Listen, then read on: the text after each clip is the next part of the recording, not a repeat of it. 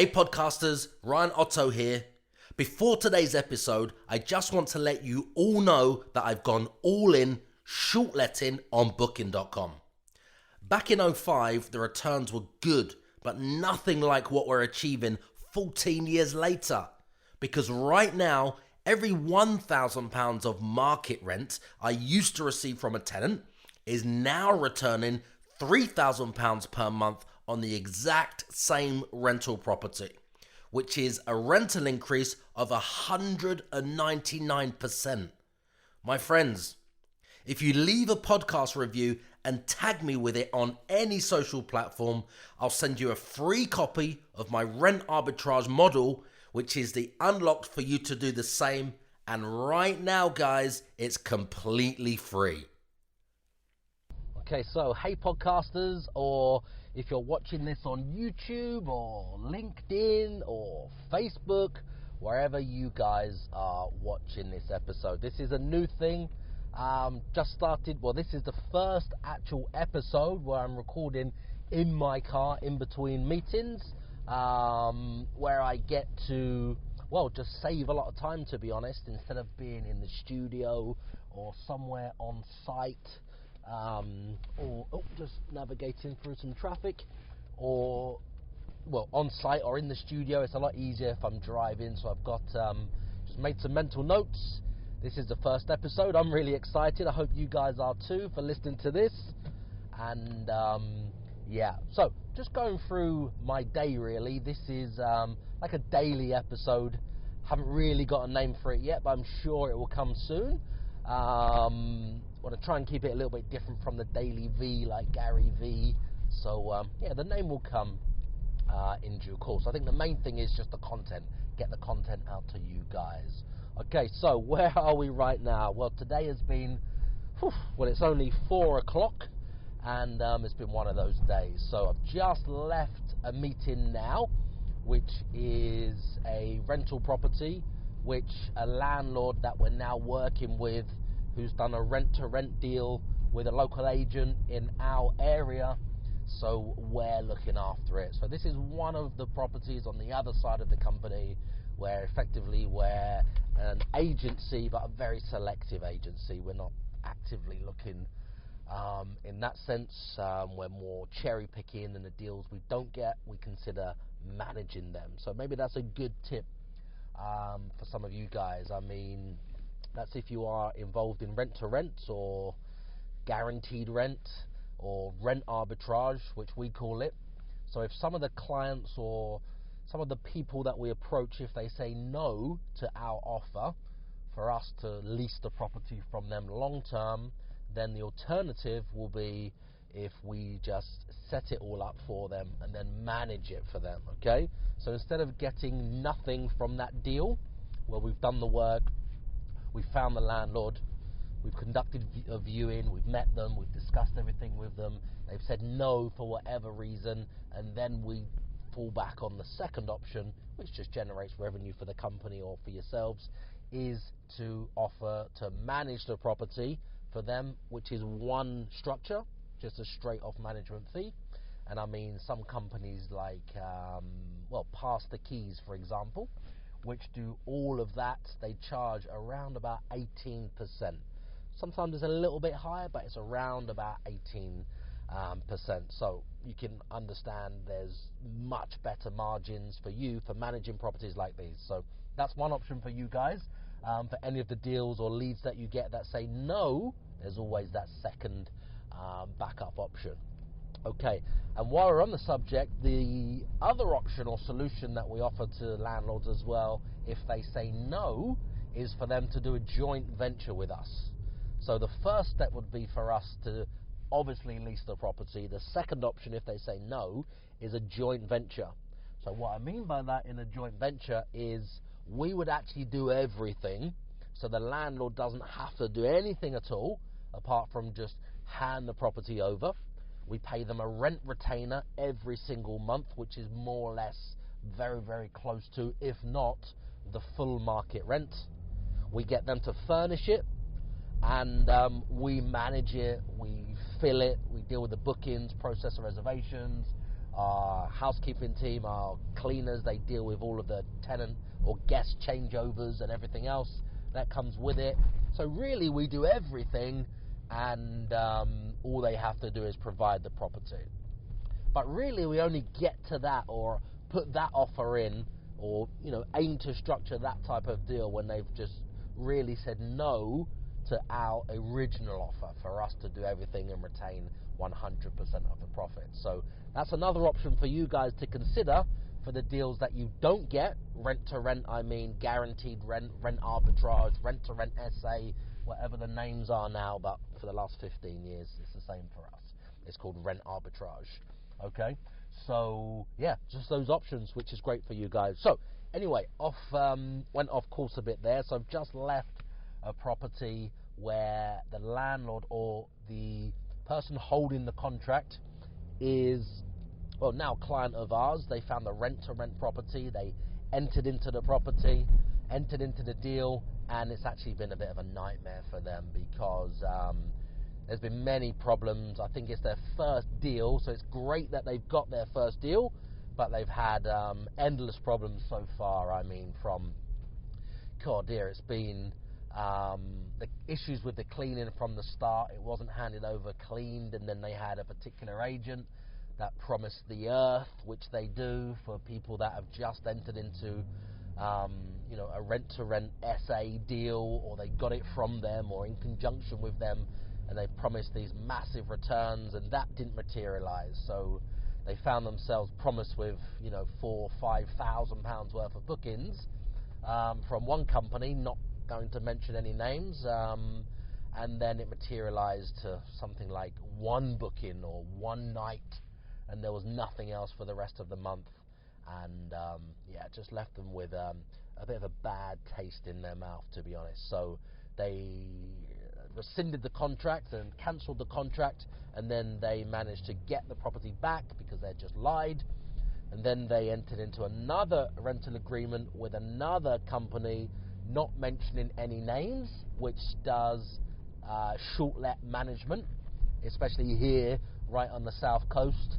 And I think their fees were too high, close to 19 or 20%, and the cost of the cleaning was just astronomical. And luckily somebody referred them to me, and we had a conversation. One of my business partners actually in Sandbanks or Poole, in that particular area, that part of the country, they referred this landlord to me, and luckily enough we had a conversation, led to more conversations, just as I was entering into the deal with this other company. And when I actually explained the numbers to them, being realistic, because funny enough, the area that they have the property in is where we've got a considerable portfolio here in the southeast on the south coast. So we know the numbers from what studios, 1 bed, 2 beds, 3 beds, 3-bed duplexes, 3-bed houses, 4-bed houses, 5-bed executive detached homes, in the city centre, right on the seafront, every single part of the city, because we cover that area for a very long time. So as soon as they told us what the property type is, and then they told us the numbers they were expecting, we were just brutally honest and just said, this is how it is. These are our numbers. Our occupancy is very high. We've been doing it a very long time in that particular city, and really these are more or less the ceiling rates you're going to get. Okay, sometimes there could be a bit of fluctuation where they could or other companies could achieve a little bit more, but ours is consistent across the whole of the last 12 months, which is how we look at the data. So when we showed them that, it came as a bit of a nasty surprise, but a wake-up call and a reality check to get them, or get their feet back on the ground, so really they know where they are moving forward, what to expect, so they're not going to be let down. And when they knew those numbers, the first thing they did is just cancelled or called off the management with the other company.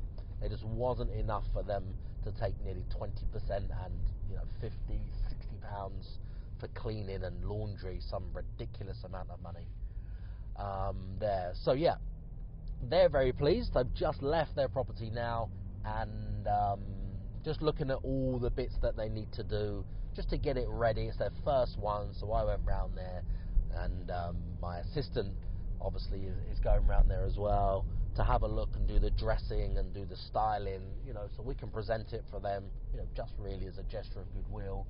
How we present our properties, so I mean styling, I mean flowers, I mean the throws that we use, I mean all the little details and how the beds are made and how the pillows are arranged, the TV off, for the first set of pictures, which is the first thing that the guests will see. So obviously my stylist is dealing with that, so they can get off to the best possible start, even though it is the low season right now. 29th of October. So even though it's a low season, we still want to help them get off to the best possible start. And when it comes around to the high season next summer, obviously then they're in for some fantastic returns, because of based on where it is, they'll probably get closer to the numbers that they were quoted in the high season, but definitely not in the low season. Okay, so yeah, really pleased about that. So looking forward to getting that photograph tomorrow and up and running for those for that new client, and then they should be very, very happy. So yeah, that's just part of the day so far. And then what else is there? I mean, it's just been one of those days where it's only 4 or 4:15 now, and it's just been lots of different things going on. I mean, we've just taken on 2 new members of staff in the last week, and what that means for me is 2 new members of staff. Is this coming back? Oh no, it's a broken light. Someone's got a broken light. It looked like they was reversing, and it's getting me a bit worried there. And so 2 new members of staff which have joined the team, in my team in particular.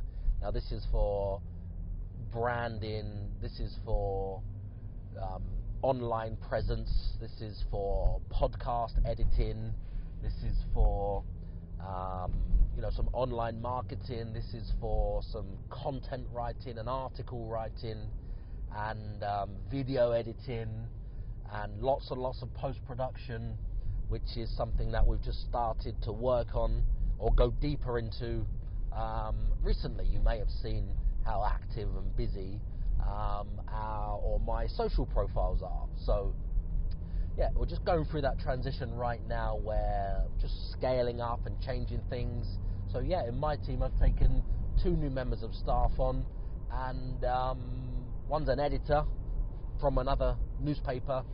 She's actually worked in another company for a very long time as an editor, and she was doing some things on the side, and now she's just a lot more active, and we're obviously scaling things up. So it's more of a hands-on role for her now. So it's been very, very difficult for me to get ahead of these 2 guys and create the content, which is what I'm doing right now, talking to you guys, which is part of this new series where I'm documenting my day in the car. Okay, so this content that I'm creating right now will be the pillar content which they will use, and I've got to get ahead of the guys to create this so I can get it across to Adam, who will then do the post-production and make it look better and add title screens and everything like that, and then he gets it across to Josie, and then Josie turns it into or she transcribes it and then uses it as articles and chops the content up and uses it online, just to give value to the market, to our clients, to some guests, to anybody who follows our content, to be honest. So yeah, today has been challenging, lots of things on. I mean, fitting that in and getting ahead and writing the content for these 2 guys so they can continue working instead of having them sitting there, just rubbing their hands, or just sitting there just scratching their heads, with nothing to do. So that's been a bit challenging. I mean, at the same time, there's a meeting going on right now. What's the time? 4:30. I'm excited. I'm anticipating the outcome, because it's a landlord that recently, I'm actually just heading to take a call shortly. It's a letting agent came to us from a landlord who was their client, who had a property, that they couldn't rent, even though they have rented it for the last 10 years, and it's a very large 8-bedroom HMO, okay? It's been rented to students for the last 10 years at $4,200 a month, okay? So 8 rooms, 4,200, some crazy driver undertaking, £4,200 a month for the last 10 years, and they've found themselves, in October. The student year's already started. All the students, or 99% of the students, are already in the properties, and they found that property is still empty. It was the largest one in the city at the time available, and there's 100 127 properties on at the same time. So they were just sitting there thinking, oh my gosh, this is going to sit empty all the way until the start of the semester next year. I got some water. Until the start of the semester next year, and they found my company online. So I hadn't worked with the landlord or the agent before. So they found my company online. We had a couple of meetings, worked everything out with the landlord and the agent, and then we entered into that deal. Got the keys to that property.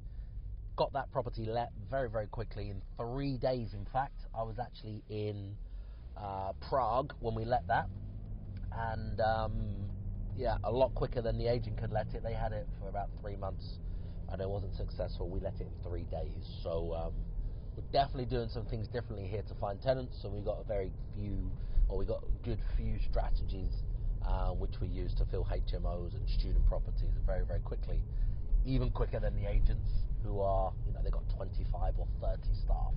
They've been going a very long time, letting something like, at least a property a day for the last year, at least a property a day. Anyway, good friends of ours now are working together, so that's great. I'm really excited about that. And it turns out that after we let that one successfully, the landlord's happy, the agent's happy. We had another meeting with the agent, went down to, someone's pulling right out in front of me. Had another meeting with the agent in my favourite place, actually, which is more or less my office, in this nice hotel I've just gone past at the moment. And we just sat down and had a few discussions. This is with an agent who wasn't actively looking for agents. And then how it transpired is, we met a few more times, and the agent asked a few more questions. This is the agent who runs the branch, biggest branch in the city, this one is, or biggest company in the city. I think they got 30 staff, 28 or 30. And so what happened on the back of doing that deal successfully very quickly and everybody being happy, it turned into, the agent has come back to me with 17 more properties. And out of the 17, I looked at a handful of them, which I cherry-picked and said, yes, we can do the same on these. We'll take these from you. And when I went back to the agent and said, these are the 4 that I want, I'll take those 4 all at the same time. And these are the numbers, etc., etc. Now, as it transpired, after the agent going back to his clients with the offers that I put in for those 4, we've had 1 accepted straight away within a few days. Due to collect the keys later today after this meeting, probably going to be delayed till tomorrow now. And the 3 others, they're with the landlords, waiting for them to say yes or no. They haven't got any better offers on the table, so the offer we gave them, or the offers, are very, very fair due to the market conditions, where the student's term has already started and the students are in. It's nearly November, so it's not looking good if you've got a student property that's vacant right now. Okay, so it turned out that as we've got the next one, the second one from the agent, in a very short space of time, and the other 3 are being considered, he came back to me and said, well, hold on a minute, why did you say no to these others? Because there was 17 and we put offers in on 4. So we said, well, the other 13, what did you not like about them?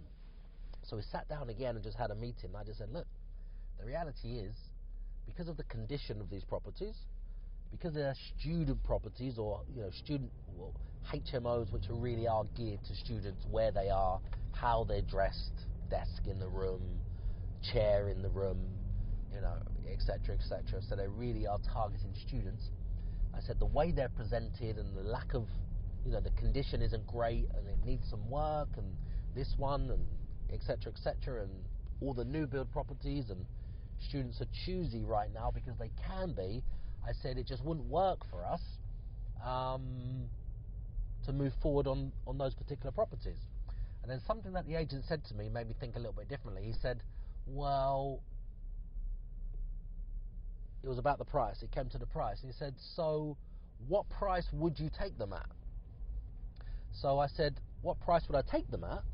And it was literally that like aha moment where we're both looking at each other, and he's more or less signaling me to say, what price would you take them at? Because I want to get these rented and get them off of my books.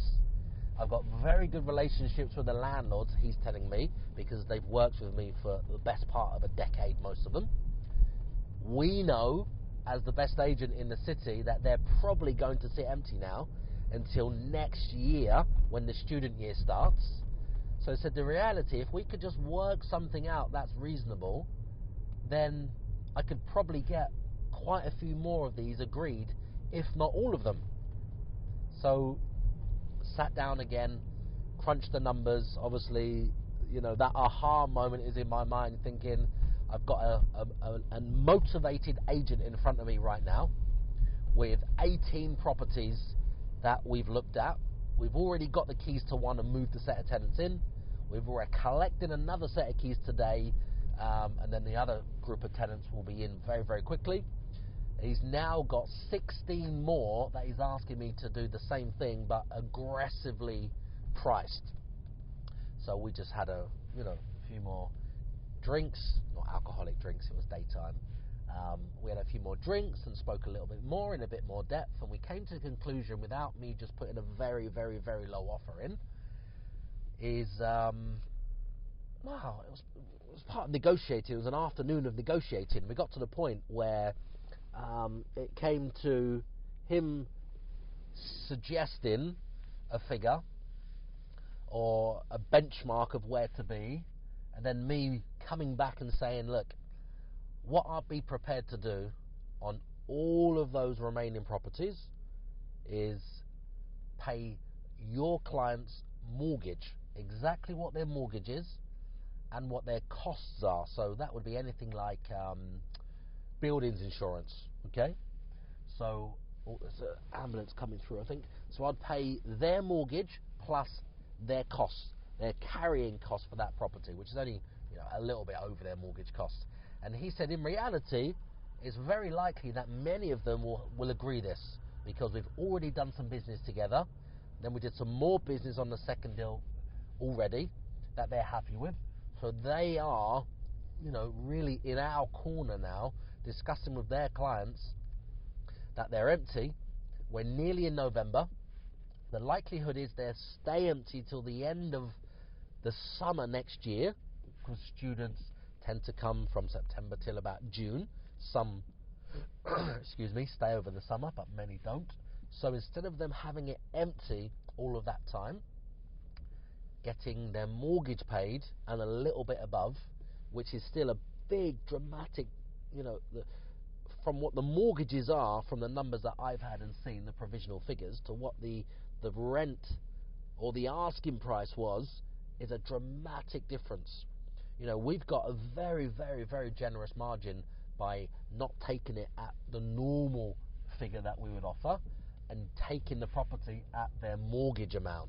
So we've got even more flexibility. So I'm really excited.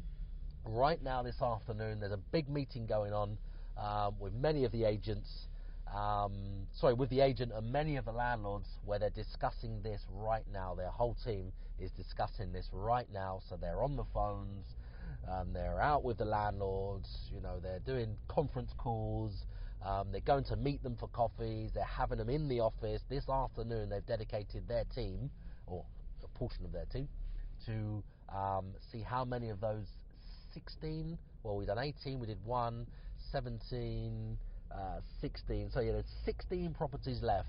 Out of those 16, which ones are going to say yes and agree to my offer, which is just covering a mortgage. So I'm very, very excited about that right now. But I'm in the car recording this episode of documenting my day, and I'm obviously in flight mode.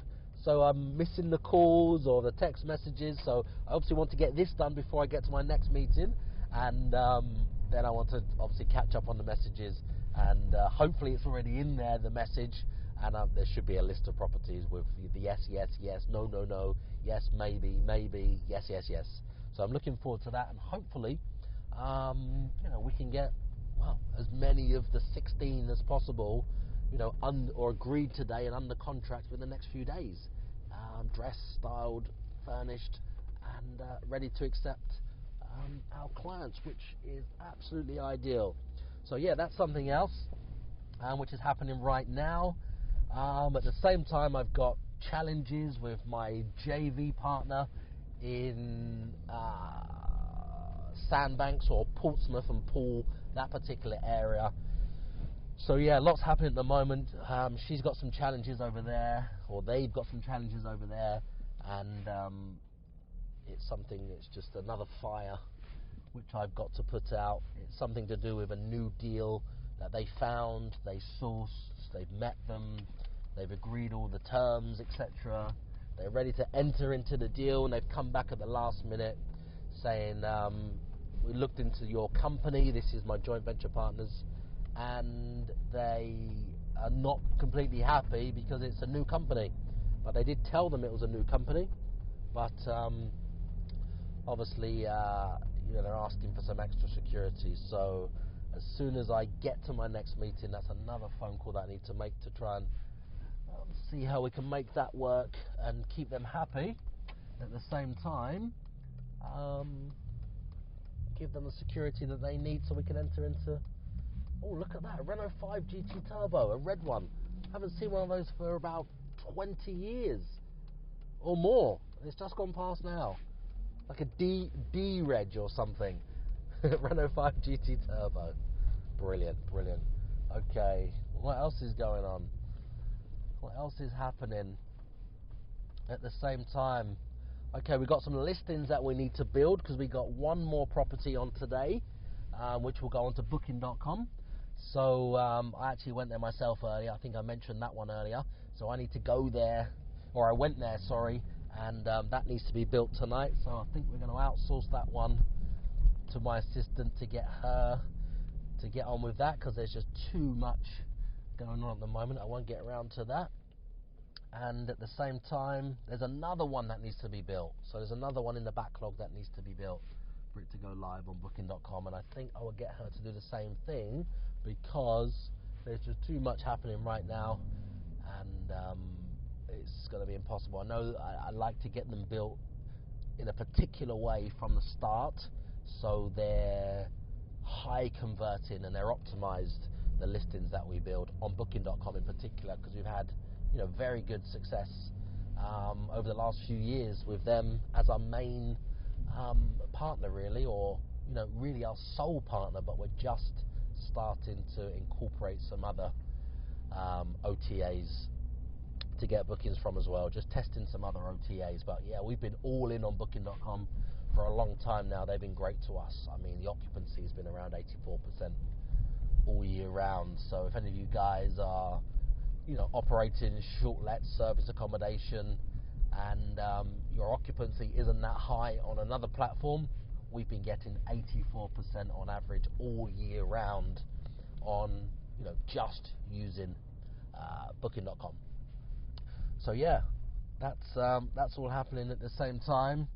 And yeah, after that meeting, it's going to be, well, I'm anticipating the outcome. I'm excited to see how it turns out.